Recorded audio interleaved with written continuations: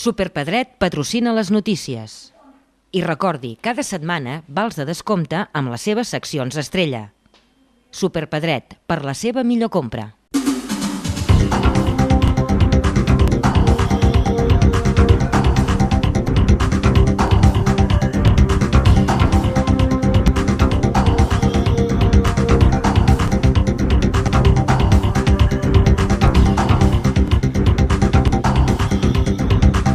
Durant la passada Setmana Santa, el municipi de Gósol ha hagut de tallar l'aigua durant la nit per tal de poder garantir el seu subministrament.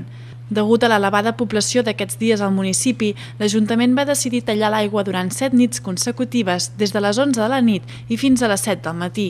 Gósol disposa de 3 dipòsits d'aigua, un de 500.000 litres i 2 de 61.000.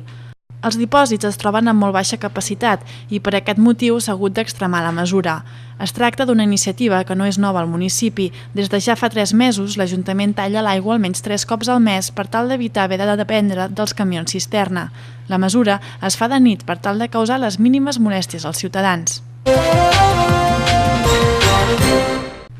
El Berguedà és la comarca de la demarcació de Barcelona que té més distintius de qualitat del Sistema Integral de Qualitat Turística Espanyola en destinació. Actualment hi ha al voltant de 70 establiments de la comarca que ja tenen aquesta marca i n'hi ha una trentena més que estan a l'espera d'obtenir-la en la convocatòria d'aquest any. A banda, ja hi ha una tercera citació en la qual hi ha previst que s'inscriguin una altra trentena d'establiments més. Aquest tipus de distinció es va implantar fa 3 anys per mitjà d'un acord entre la Cambra de Comerç, Indústria i Navegació de Barcelona i la Delegació de Turisme de la Diputació de Barcelona. L'objectiu final d'aquesta distinció és el de millorar la qualitat turística de les empreses i els serveis turístics. Per això, el segell s'obté una vegada estan acreditats una sèrie de paràmetres que inclouen accions formatives intersectorials, visites individualitzades a determinats establiments i un taller col·lectiu de resolució de dubtes.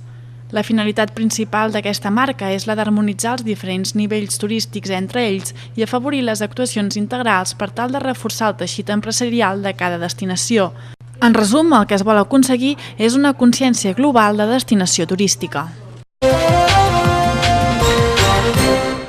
L'Ajuntament d'Olvan ha iniciat els tràmits per poder declarar en estat de ruïna l'edifici deshabitat anomenat Xauxa.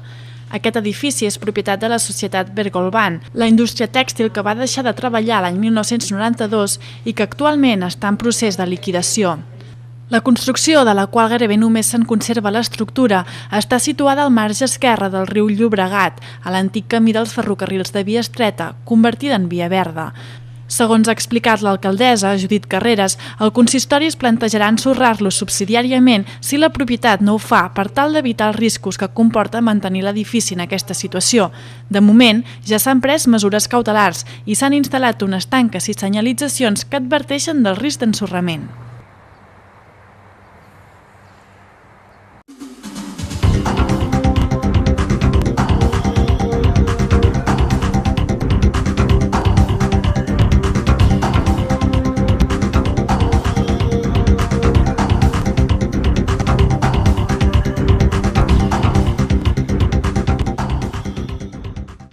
Superpedret patrocina les notícies. I recordi, cada setmana vals de descompte amb les seves seccions estrella.